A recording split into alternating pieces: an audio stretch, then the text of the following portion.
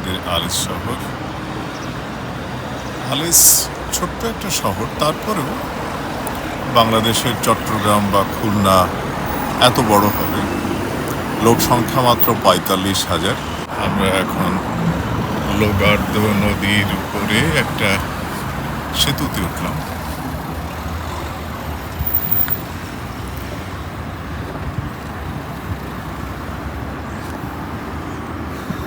পাহাড় আর পাহাড়।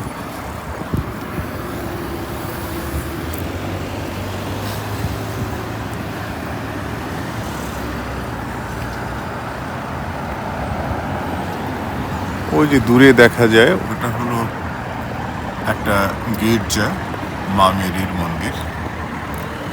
আর একেবারে পাহাড়ির উপরে ওখানে আরেকটা মা মেরির টেম্পল ওই উপরে দেখা যায়।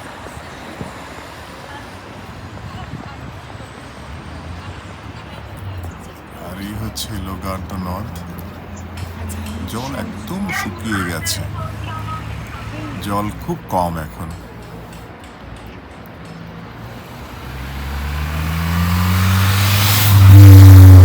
আলিসে এক সময় কয়লার খনি ছিল, মানে কয়লা উত্তোলন করা হতো। ওই যে দূরে একটা পাহাড়ের মতো দেখা যায় উঁচু, ওটা মূলত একটা পুরনো কয়লার খনির জায়গায়।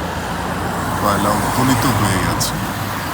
আগে এখানে প্রচুর ইন্ডাস্ট্রি ছিল, এখন খুব কম।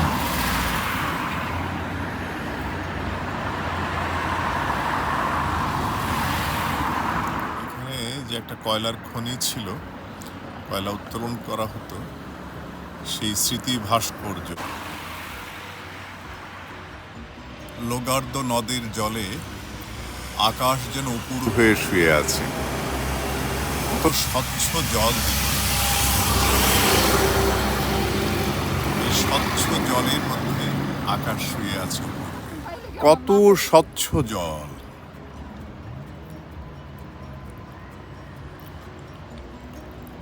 নদী এতটাই শুকিয়ে গেছে, আবারও নদী বলছি ভুল করে, নদ। আসলে নদ এবং নদীর মধ্যে পার্থক্য কি? নদীর শাখা থাকে আর নদের শাখা থাকে না। শুধু নামের কারণেই যে নদ এবং নদী তা কিন্তু নয়। লোগার্দ বোঝায় যায় লো থাকলে এটা পুরুষবাচক শব্দ। তো যে জলধারার, স্রোতস্বিনী জলধারার শাখা থাকে না, সেটি হচ্ছে নদ। আর যার শাখা থাকে সেটা নদী। যেমন পদ্মার শাখা গৌরী, গৌরী থেকে গড়ায়।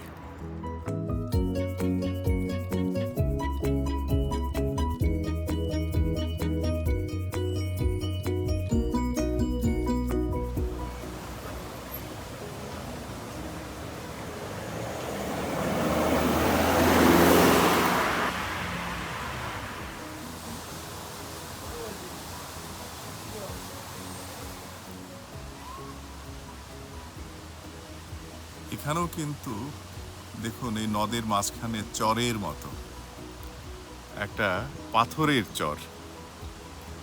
পদ্মা, মেঘনা, যমুনায় যেমন বালির চর, আর এখানে হচ্ছে পাথরের চর। কিন্তু পাথরের উপরে ঘাস, কত ঘাস হয়েছে।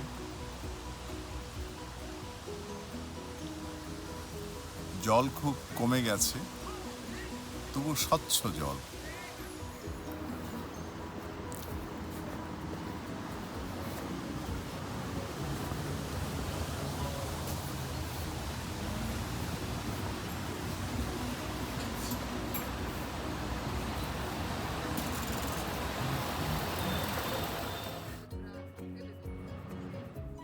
এইসব কুমড়ো আর পাকবে না, নাই বা পাকুক, আধা পাকা হয়েছে তো এটাই যথেষ্ট। এই মাত্র ৫-৬ দিন আগে বাগানে বুনেছি মূলোর বীজ। এই যে অঙ্কুরিত হয়েছে। এটা ফ্রান্সের মূলো। ফ্রান্সে মূলোকে বলে রাদি। তো ছোট ছোট মূলো হয় আর শাকটা বড় হয়। তো মূলো শাক মূলোর চেয়ে আমার বেশি পছন্দের। আর মরিচ হবে কিনা বুঝতে পারছি না। এই গাঁদা ফুল আর মরিচ গাছ পাশাপাশি, খুব ভাল লাগছে দেখতে।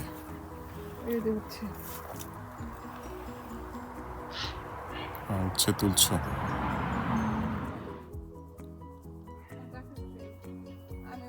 বলতাম আমরা কলসি লাউ, ঠিক আছে, কলসির মতো লাগছে দেখতে।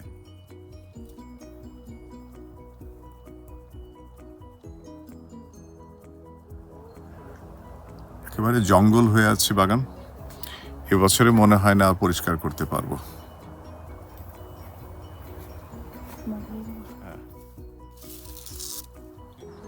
শীতের হাওয়ার লাগলো নাচন, তাই বাগান এখন ম্রিয়মান হয়ে যাচ্ছে।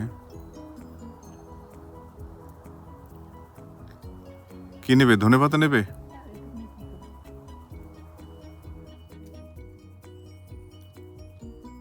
কত ফুল রয়েছে ঘাসের মধ্যে। ধনেপাতা তো অবহেলা করে এর মধ্যে কয়েকটা বুনেছিলাম, এই তো তাও তো এক বেলার ধনেপাতা হয়ে গেল। অনেকক্ষণ রোদ ছিল না, এখন রোদ পাওয়া গেল। রোদেলা বাগান এখন দারুণ হবে তাহলে। ফ্রান্সে এখন মানে শীত আসি আসি করছে, তাপমাত্রা কমে গেছে বেশ। একটা ভারী জ্যাকেট পরে বাগানে এসেছি, তাও দুপুরবেলা। এখন তাপমাত্রা কত হবে? এই 16 বোধ হয়, +16। আবার বিকেল থেকে নেমে যাবে। তো বাগান থেকে ভিডিও করি, কখনো রান্নার ভিডিও, কখনো একটু বেড়ানো, কখনো একটু কাজের ভিডিও, শাকসবজি তুলছি, এই হারভেস্ট করাও, এটাও দেখাই। তো এগুলো আমাদের একটা আনন্দের প্রকাশ, এবং আপনাদেরকে উৎসাহিত করতে চাই যে আপনারাও বাগান করুন, ভালো থাকুন। আসলেই বাগান করলে খুব আনন্দে থাকা যায়। আনন্দে থাকার মতো অনেক কিছুই তো নেই এখন, তাই না? তো যদি বাগান আমরা করতে পারি, নিশ্চয়ই আমরা ভালো থাকতে পারি। হ্যাঁ, বাগান এখন তো যেহেতু তাপমাত্রা কমে গেছে, ফ্রান্সে এই সময় বাগানে খুব তেমন কিছু পাওয়া যায় না, খুব একটা ভালো কিছু করা যায় না, কিন্তু দেখতে তবুও ভালো লাগে। আর এখানে কিন্তু 12 মাস কিছু ফুল ফোটে। বাগান করার ব্যাপারে আমার কোনো বিশেষ পরামর্শ নেই। আমরা কি করি সেটা একটু বলতে পারি। আমরা বাগানে মেশাই মূলত ঘোড়ার বিষ্ঠা। ঘোড়ার বিষ্ঠাকে ফরাসি ভাষায় বলা হয় ফুমিয়ে দু শোভাল। আর শোভাল মানে হচ্ছে ঘোড়া। তো ঘোড়ার বিষ্ঠা, গরুর বিষ্ঠা মানে গরুর বিষ্ঠাকে কি বলে? হ্যাঁ, গোবর। হ্যাঁ, যাই হোক, আমরা গোবর বলি, যাই হোক, গোবর আসলে তো গোবর হওয়ার কথা। যাক, তো সেটা পাওয়া যায় না, মানে ফুমিয়ে দু ভাস এখানে পাওয়াই যায় না। তার কারণ আলেসে যেসব খামারে গরু আছে, তো তাদের তো ক্ষেতও আছে, তাই না? গরুর খামার এবং একই সঙ্গে বাগান ক্ষেত আছে, তো তাদেরই লাগে, তারা ওটা দেয় না। আর এখানে ফুমিয়েদুর শোভাল, অর্থাৎ যারা শখ করে ঘোড়া পোষেন, তাদের ওই ঘোড়ার বিষ্ঠা ওই খামারের পাশে জমা করে রেখে দেন, এবং সেখান থেকে বিনামূল্যে নিয়ে আসা যায়। আর যদি বিনামূল্যে না চাই, তাহলে এদেশে বলা হয় লিব্রেজো, মানে একদম আমাদের বাগানে পৌঁছে দেবে। এরকম কিছু মানুষ আছেন যাদেরকে ফোন করলে তারা ওরকম সাক বলে, মানে ধরুন এক বস্তা 5 ইউরো ফুমিয়ে দু শোভাল, ওটা বাগানে এসে মানে একদম পৌঁছে দেবে। তো গতবার আমি নিয়েছিলাম সেভাবে, আর কিছু আমি নিজে সংগ্রহ করেছিলাম। আমরা কিন্তু বাগানে কীটনাশক ব্যবহার করি না, এবং কেমিক্যালযুক্ত সার, যেটা যেমন ইউরিয়া, এ ধরনের কোনো সার ব্যবহার করি না। আমরা ব্যবহার করি জৈব সার, কম্পোস্ট। এই কুমড়োটা খুবই ব্যতিক্রম, এটা কিন্তু বীজ রাখতে হবে।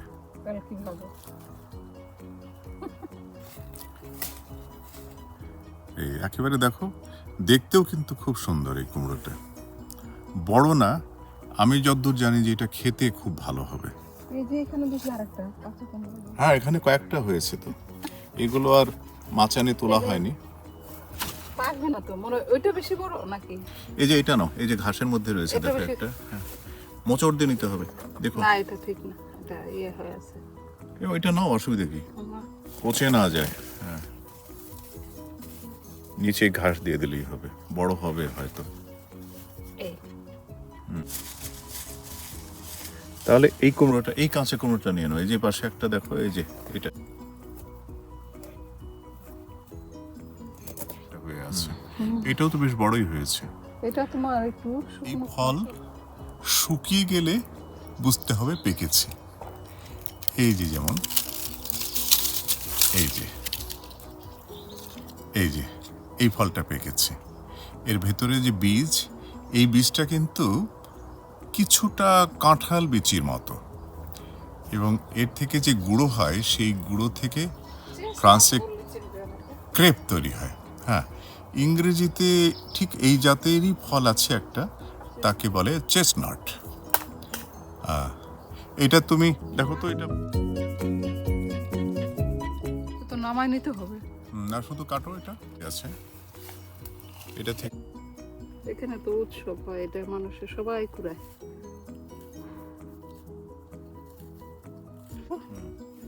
এই তো না যে কোচা লাগে। দুটো একসঙ্গে দেখো তো, উহ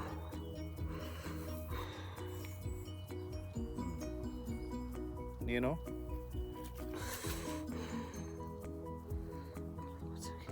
ভালো। এটা কি একটাই বীজ? হ্যাঁ একটা, ওটা ইয়ে তো।